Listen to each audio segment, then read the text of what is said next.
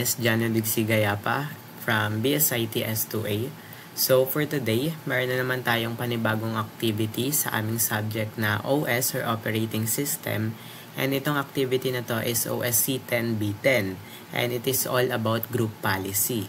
So for the first step tayo, ang first step, kailangan natin i-start or i-open yung ating OS Server 2008 sa ating Oracle VM VirtualBox. Then, proceed tayo sa ating step 2. For the next step naman, kailangan natin pumunta sa ating server manager. Ina-navigate natin yon to our created domains under Forest, Group Policy Management and Features. So, ito yung Features, Forest, Domains. Then, sa domains na ito yung pupuntahan natin, yung ating ginawang domain. For the next step tayo, kumbaga dun sa domain na yon, i-right click natin yon, then isa-select natin yung create GPO in this domain. Then, after natin ma-create yon, gagawa tayo ng 2 GPO, which is yung for the user and for the admin. So, for example, yung user is a BSIT and yung admin naman is admin TUP. Next step tayo, i-right click din natin yung ating domain, select the created GPO, and create the 2 GPO, one for BSIT and one for admins. So, yung kanina for BSIT, then ito naman for admin TUP. So, after natin ma-create na yung 2 GPOs natin, which is yung user and admin, kailangan natin i-remove yung both na authenticated na users. No? Dito yung sa security filtering, ito yung authenticated users. I-remove lang natin yan, then click OK. Both yan sa ating admin at user. Next step tayo. So, for BSIT TUP, add a user with your name. For this, I will use my account that is not administrator. So, dito sa aking GPO na user, maglalagay ako ng account na hindi siya administrator account. So, ito yon. Then, for the next naman, which is sa admin, gagamit naman ako ng account na under my name din, pero administrator naman, which is ito yon. Next step natin is to edit yung ating mga accounts or yung GPOs na ginawa natin. So, for you to edit, i-right click lang natin yung gawa natin. For example, is sa admin muna tayo. Sa admin, i-right click natin yon, select edit, then go to the user configuration, ito yon, administrative templates, ito, and then all settings, which is ito. So, ito na yung mga i-edit natin if enabled or disabled sa users or admin. So, first muna is remove links and access to window updates. For admin TUP, it must be disabled. So, sa admin, ito yung remove links and access to Windows Update. So, nakikita nyo. Ayan siya. Then, disabled siya pag admin. So, sabi naman dito, it must be enabled if it is user. So, nakita nyo naman dito naka-enabled na siya for our user. Okay, next tayo. Sa remove network connection from the start. So, ito yung remove network connection from the start. Kita nyo, naka-user tayo, kaya siya enabled. Then, naka-admin naman tayo, kaya siya disabled. Next, remove help menu from the start menu.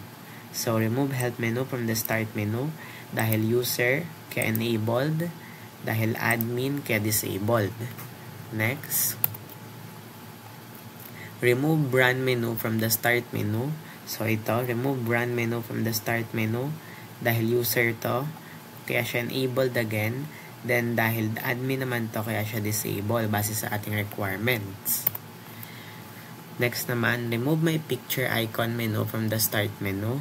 Ito, remove picture icon from the start menu, enabled for users, then disabled for admins. Ganun din sa ating remove my music icon menu from the start menu. So, remove music icon. It is enabled for the user, then disabled for the admin.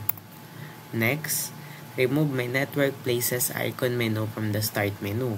So, remove network icon from start menu. It is enabled for the user and disabled for the admin. Next naman tayo, add log off on the start menu. Both enable siya since hindi siya distinguish if user or admin. So, add log off to the start menu, enabled for the user and enabled again for the admin. Next, remove task manager from control alt delete. So, remove task manager, it is enabled for the user then disabled for the admin.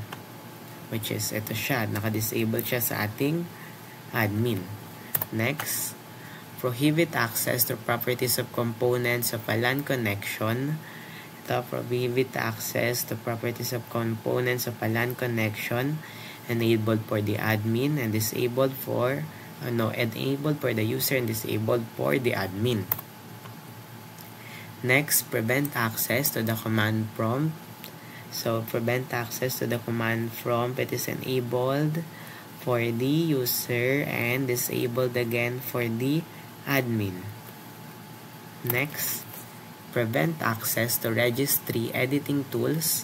So, kita nyo dito, prevent access to registry editing tools, enabled for the user and disabled for the admin. Then, meron tayong prohibit access to the control panel, which is ito, prohibit access to the control panel, enabled for the user and disabled for the admin. Then, pupunta naman tayo sa ating Internet Explorer. For the domain name in Internet Explorer, search for gpedit.mscinstart. So, dito yun sa baba, isa-search natin yan. Navigate tayo to user configuration, then Windows settings, ito yan. Then, Internet Explorer maintenance. Then, browser user interface. Then, punta tayo sa browser title. And then, provide the domain name. So, ilalagay lang natin yung domain name natin dito sa ating input box. Then, click OK. So, after nyan, in the upper right part of our Internet Explorer, we can now see our domain name. So, ito siya.